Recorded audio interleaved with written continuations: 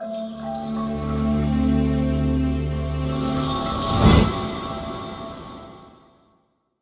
शिव गुरु हैं, आदि गुरु हैं, गुरुओं के गुरु हैं, जगत के गुरु हैं। उनके बहुत सारे रूपों की चर्चा हुई, लेकिन जो सबसे सुंदरतम स्वरूप उनका था ज्ञानदाता स्वरूप, जिसको कहा गया सदाशिव, दक्षिणामूर्ति और पंचानन। हमारे साहब श्री हरिंद्रानंद जी ने, कि मैं उनका शिक्षक रहा, प्रोफेसर रहा, वो मेरे विद्यार्थी रहे। कुछ ऐसा संजोग आया कि 1966 में वो मेरे विद्यार्थी बने, मैं उनका प्रोफेसर। लेकिन अध्यात्म की दुनिया में वो मुझको पकड़ करके ले जाते थे। एक रात श्मशान, दूसरी रात कब्रिस्तान, और हम लोग साधना किया करते थे, और ये सिलसिला चलता रहा। साहब श्री हरिंद्रानंद जी की एक ही तलाश थी, चमत्कार सीखने की। और इस तलाश में वो लगातार तरह तरह के साधुओं, अवगुणों, घुमक्कड़, अपने को सदगुरु कहने वाले गुरुओं का शिष्यत्व ग्रहण किया। और 15 वर्षों की यात्रा के दौरान उन्होंने पाया कि मुझको कुछ मिला नहीं, मैं ठगा गया। क्या तलाश है ये भी पता नहीं है, लेकिन जो मिल रहा है वो मेरे मन के लायक नहीं है। ये खूबसूरती, ये अच्छी तरह से पता था।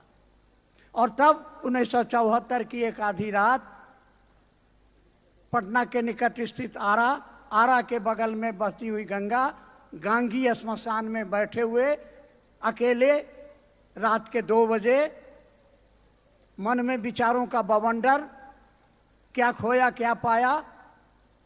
अचानक एक ख्याल उनके मन में आता है कि सारे शरीरधारी गुरु कहते हैं कि गुरु भगवान होता है। और तब उनको याद आता है श्लोक, गुरुर् ब्रह्मा गुरुर् विष्णु गुरुर्देवो महेश्वर गुरु साक्षात परब्रह्म तस्मै श्री गुरुवे नमः। और याद आता है कि पिताजी माँ को कहा करते हैं कि भारतवर्ष के अध्यात्म में शिव को ईश्वर कहा जाता है, आत्मा कहा जाता है, परमात्मा कहा जाता है। तो उन्होंने कहा, लिखा भी है और मुझसे भी कहा कि मैं नहीं जानता था उस समय में कि यह शिव ही गुरु है, शिव ही आदि गुरु है, शिव ही जगत गुरु है। मैंने तो उनको भगवान समझ के गुरु माना था। और क्यों माना था? चमत्कार सीखने के लिए। क्या चमत्कार? तो हम लोग श्मशान में, कब्रिस्तान में बैठ के साधना के बाद रात के 3 बजे बैठे हैं, तो सोचा करते थे कि सिद्धि होगी, लोग आएंगे हमारे सामने में, जलता रहेगा, लोग आएंगे, बाबा बहुत तकलीफ में है, उठाएंगे भावुत, कहेंगे जा बच्चा तेरा भला होगा। मात्र ये चमत्कार सीखने की लालसा थी। और उन्होंने शिव को गुरु माना था। और जो जिंदगी के 15 ऐसे दर्द भरे जीवन को जिया था, जहां धोखा मिला था, फरेब मिला था,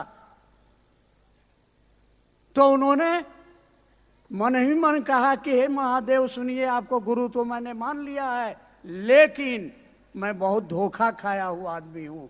अब और मैं धोखा खाना नहीं चाहता हूँ। अब लो न सानी, अब लो न सही हूँ, अब मैं धोखा नहीं खाना चाहता हूँ। इसलिए मेरी 3 शर्त। नंबर 1, आसमान से उतरोगे उस रूप में जो तस्वीरों में दिखते हो, गुरु नहीं मानूंगा। क्योंकि मैंने देखा है श्मशान के अंधेरी रातों में आसमान से उतरते हुए, और बाद में पता चलता था कि ये प्रेत हैं, ये लोग शिव का रूप धारण करके आते हैं। दूसरी शर्त, आदमी बन करके आओगे, कहोगे कि मैं ही महादेव हूँ, मैं आपको गुरु नहीं मानूंगा, खुश रहिए चाहे नाराज रहिए। रावण साधु बन करके आया, सीता मैया को उठा के ले गया, कौन भरोसा है असली कौन नकली कौन। इसलिए तीसरी शर्त, अब आपको गुरु माना, सीखेंगे तो तुम ही से सीखेंगे। उन्होंने शिष्यानुभूति में लिखा, ज्ञान प्राप्ति की उत्कट अभिलाषा का अस्थायित्व शिव गुरु से ज्ञान की प्राप्ति कराता है। उनके पास कहा कि मुझ में कोई श्रद्धा नहीं थी, कोई विश्वास नहीं था, अगर था तो एक संकल्प था, एक विचार था। वह विचार था सीखेंगे तो तुम ही से सीखेंगे, अब यह सर किसी और के आगे नहीं झुकेगा। और नतीजा क्या हुआ? नीलम दीदी ने मुझको बताया था कि उन दिनों अकेले बैठ के रोते थे, साहब कहाँ जाएं, किताबें नहीं बता रही हैं कैसे शिव को अपना गुरु बनाया जाए, कोई व्यक्ति नहीं मिल रहा है जो राह दिखाता कि ऐसे करो शिव गुरु मिल जाएंगे। बैठ के रोते थे और तब चमत्कार हुआ। ये पहली घटना। मैं फिलॉसफी का प्रोफेसर, मैंने वेद पढ़ाया, उपनिषद पढ़ाया, सारे धर्म पुस्तकों को पढ़ा और पढ़ाया, लेकिन यह अद्भुत घटना शिष्य की शर्तों पर गुरु ने काम किया। 1 साल के बाद मुजफ्फरपुर के तुर्की नामक स्थान पर अपने पिताजी के बंगले के सामने बैठे हैं, शाम को आम के पेड़ के नीचे कुर्सी पर, हाथ में चाबी का गुच्छा, और कुछ सोच रहे होंगे। अचानक लगा कि जो सांस अंदर जा रही है तो नमः गया, और जो सांस निकली तो शिवाय, और मुंह से निकल पड़ा रे रे रे रे यह तो खोजत रहनी, और हाथ की चाबी नीचे गिरी। ये इतनी ऊंची आवाज थी कि दूर बैठी माँ आंगन से पूछ रही हैं कि का भुलाइल रहल है। 2 बार जब उन्होंने रिपीट किया तब इनका होश आया, चाबी उठाई और कहा चाबिया गिल हुई है। आध्यात्मिक, और कोई कुछ नहीं, कोई आदेश, कोई निर्देश नहीं, इनके अंदर एक शक्ति आ गई। क्या? ये किसी के बारे में दुख सुनते, दुखड़ा सुनते, सोच लेते और उसका दुख दूर हो जाता। ऐसी कुछ घटनाएं हुई तो मन में एक भय जगा कि कहीं कहीं किसी जिन्न ने, किसी प्रेत ने तो मुझको नहीं पकड़ लिया है। इसलिए केवल अपनी धर्मपत्नी दीदी नीलम आनंद को बताया कि शिव को मैंने गुरु माना। 8 वर्षों तक किसी को नहीं बताया। 8 वर्ष के बाद जब मधेपुरा मजिस्ट्रेट बन के गए तो बचपन के साथी जो श्मशान में साधना करते थे आए, पूछने पर उन लोगों ने कहा कि हम लोग अभी भी साधना श्मशान में करते हैं। साहब ने कहा रे क्या मसान साधते हो, महादेव गुरु हैं, महादेव को गुरु बनाओ। तो उत्तर मिला, हाकिम जानै छियै महादेव गुरु छथिन। इनको आश्चर्य हुआ कि जिस राज को मैंने सीने में दबा के रखा था इनको कैसे मालूम हुआ। पूछने पर कहा कि तो किताबों में लिखा है, लाइब्रेरी से लाला के किताबें रखी। कुछ और घटनाएं घटी। एक ने चैलेंज कर दिया कि चलिए मंदिर में प्रसाद चढ़ाइए, अगर महादेव प्रसाद खा लेंगे तो हम आपकी बात मानेंगे। और वो गए, 50 रसगुल्ले लेकर के गए थाल में। वो हम लोग गए थे, बरखा दी और अनुभव नीनू सब लोग गए थे। वो पंडा जी अभी जीवित हैं, उन्होंने गिन के रखा मिठाई को और साहब लेके गए। वो वर्षों जिसने श्मशान की साधना की नहीं जानते कि ये आवाहन क्या है, क्या करने से महादेव आएंगे, प्रसाद खाएंगे। वहाँ जाके क्या कहा, बुढ़ो इज्जत रखी हो, धीरे से कहा, फुसफुसा के कहा और रख के बाहर आ गए। पट बंद कर दिया गया। अचानक बिजली गुल हो गई। कुछ देर के बाद बस पट खुला, बिजली भी आ गई। पंडा जी ने उठाने गए, देखा थाल जो रखी थी पूरा पश्चिम चली गई थी। और उन्होंने देखा कि 15 रसगुल्ले गायब थे और बाकी को किसी ने ब्लेड से काट दिया था। सबको इकट्ठा करके इनको दे दिया गया। ये बैठ गए गाड़ी में, कार में बैठ गए। पंडा जी हाथ जोड़े कि हमको भी प्रसाद। बहुत आग्रह निग्रह। साहब ने कहा आप लोग तो बताते हैं कि महादेव पर चढ़ा हुआ प्रसाद नहीं खाना चाहिए, दरिद्र हो जाओगे।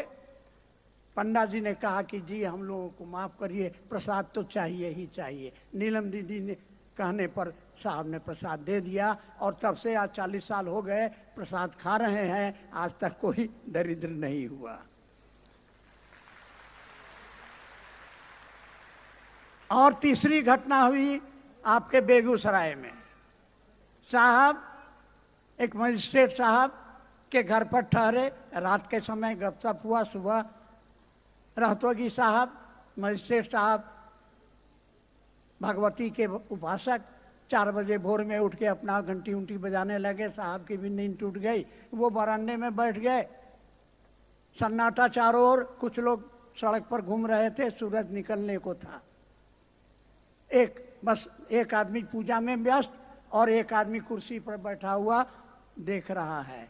मन में एक आवाज गूंजी जिसको आकाशवाणी कहते हैं, तुम जो करते हो कहते नहीं हो। और ये आवाज देते हैं कि मैं जो करता हूं वही कहता हूं। आवाज आती है, असत्य बोलते हो। असत्य और झूठ 2 अलग अलग शब्द हैं, जो बाद में साहब ने कहा कि मुझको मारे मेरे महादेव ने मुझको समझाया। 2 और 2 5 होता है। एक बच्चे ने कहा असत्य बोल रहा है। आपकी जेब में 100 रुपया है, कोई मांग रहा है कि मेरा बेटा बीमार है, हमको 50 रुपया दीजिए। आप कह रहे हैं मेरे पास पैसे नहीं है, आप झूठ बोल रहे हैं। साहब ने उत्तर दिया कि मैं झूठ नहीं बोलता, मेरी झूठ बोलने की आदत नहीं। आवाज ने कहा क्या करते हो? इन्होंने उत्तर दिया कि मैं लोगों को शिव का शिष्य बनाता हूं। करने के लिए क्या कहते हो? आवाज ने पूछा और साहब चुप हो गए। समझ में आ गया, क्योंकि उन दिनों समझाते थे पलथी मारो, ध्यान करो, सहस्रार चक्र पर महादेव को नमः शिवाय से प्रणाम करो। चुप लगा गए। आवाज ने कहा जो करते हो वही करने को कहो। तब इन्होंने कहा क्या महादेव को प्रचार की जरूरत है? और इसके उत्तर में एक छोटा वाक्य सुनाई दिया, जिसको सुनते ही समझ में आ गया कि ये मंत्र क्या है, ये तंत्र क्या है, ये यंत्र क्या है। रहतोगी साहब उसी समय आ गए, चाय की प्याली लिए हुए, सारा किस्सा सुन लिया और उन्होंने कहा कि अरे हम लोग क्या जानते हैं कि महादेव की बात करेंगे। और वो वाक्य साहब ने कहा मैं भूल गया, रहतोगी साहब ने कहा भूल गया। ये 3 घटनाएं हमारे सामने साहब ने 3 सूत्र बना के दे दिया। पहला सूत्र में दया मांगना, दूसरे सूत्र में चर्चा करना और तीसरे सूत्र में अपने गुरु को प्रणाम करना। ये नमः शिवाय मिला था 75 में, तुर्की में मिला था। और दया मांगा था उन्होंने 82 में, कहाँ? मधेपुरा के उस मंदिर में, सिंहेश्वर स्थान। और उनको निर्देश मिला था जो करते हो दूसरों को करने को कहो। इसको उन्होंने सिस्टमाइज किया, कहा कि देखो भैया पहले शिष्य बनो और शिष्य बनने के लिए गुरु से दया मांगो। यह मूक संवाद प्रतिदिन संप्रेषित करो कि हे शिव आप मेरे गुरु हैं, मैं आपका शिष्य हूं, मुझ पर दया कीजिए। दया कीजिए कि मेरा मन समझे कि आप मेरे हैं। बस इतनी सी समझ, यही वो चाबी है जिससे ये आध्यात्म का ताला खुजेगा। क्या? कौन है वो शिव? कौन है वो शिव? मैं अक्सर क्षेत्रों में पूछता हूं कि कौन है शिव, और आवाज नहीं निकलती है। बगल वाले से पूछेंगे कि बगल में बैठा ये कौन है? मेरा बेटा है, मेरा पति है। आप अपनी चप्पल पहचान लेते हैं कि मेरी चप्पल है। महादेव कौन है? देख लीजिए। ये हमारी समझ में आए, और ये समझ आएगा गुरु की दया से। इसलिए बिना गुरु की दया के, साहब ने कहा ये शिव की शिष्यता गुरु की दया से प्राप्ति का मार्ग है। तो पहले शिष्य बनिए, क्योंकि गुरु की दया मात्र शिष्य पर ही उतरती है। जैसे आप अपना शिष्य भाव देंगे, आपके अंदर बैठा हुआ गुरु भाव सक्रिय हो जाएगा। जिस डिग्री पर आप शिष्य भाव देंगे, उस डिग्री का गुरु भाव आपके अंदर जग जाएगा। इसीलिए वो जगत का गुरु है। साहब श्री ने आध्यात्म की दुनिया में कुछ परिवर्तन किया। आज तक हमारे आध्यात्म की दुनिया में था कि मोक्ष मूलम गुरु कृपा। साहब ने कहा कि मोक्ष की प्राप्ति, भोग और मोक्ष तो कोई सदगुरु मात्र अपनी दया से आपको दे देगा। कृपा का माने करो तब पाओ, यहाँ करना नहीं है। दया पाने की स्थिति में जाना है, और दया मिलेगी, गुरु की दया मिलती है। शिष्य बनिए, और शिष्य बनने के लिए अस्थाई शिष्य भाव कैसे पैदा होगा, इसके लिए उन्होंने साइकोलॉजिकल प्रोसेस दिया। ये 3 काम करना है। हम लोग बोलते हैं, मंच से भाषण देते हैं, साहब ने 3 सूत्र दिया है, चर्चा दया नमन, चर्चा दया नमन। साहब ने साफ साफ शिष्यानुभूति में लिखा ये तीनों काम करना है। Do it, do it, do it. जब तक आप करेंगे नहीं, वो परिणाम नहीं मिलेगा जो आपको मिलेगा। क्या मिलेगा? गुरु ज्ञान देते हैं। ज्ञान माने क्या? मैं फिलॉसफी का professor, dean faculty of humanities 3 साल रहा। समझते थे। साहब ने समझाया कि ज्ञान, गुरु ज्ञान देता है, ज्ञान माने समझ। क्या समझ देता है? रहना नहीं देश वीराना। ये समझ आ जाए तो ये हड़हड़, ये कचकच, ये लड़ाइयाँ, ये झगड़े सब खत्म हो जाएंगे। ये समझ गुरु देता है। क्या समझ देता है? बस 2 मिनट और लेंगे। एक बार मैं कहीं से आया, 2 गुरु भाई साहब के पास बैठे थे। साहब ने कहा कि सर अब बूढ़े हो गए हैं, ए बुढ़ापा में आपको देखभाल कौन करेगा? पत्नी करेगी, बच्चे करेंगे या महादेव करेंगे? हमने इसको हास से समझा, हमने इसको बहुत हल्के में लिया। हम कहा पत्नी है, बेटा बेटी है, देखेगा। बहुत नाराज हुए, खाना नहीं खाया उस दिन उन्होंने। हमको जितना डांटे होंगे हम शब्द में। और इसके 6 दिन के बाद मेरा शुगर बढ़ के 500 हो गया।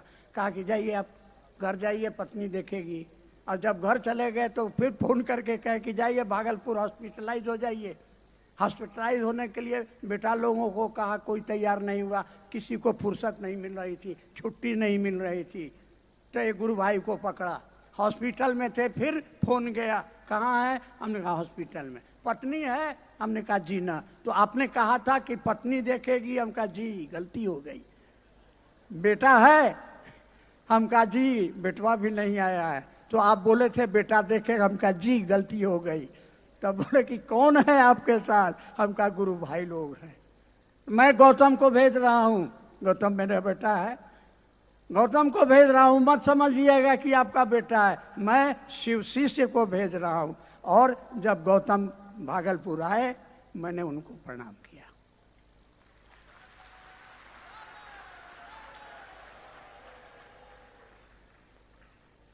तो ऐसे हमारे साहब थे। उन्होंने, आप और हम 2 बात याद रखिएगा जो साहब हमेशा कहते थे।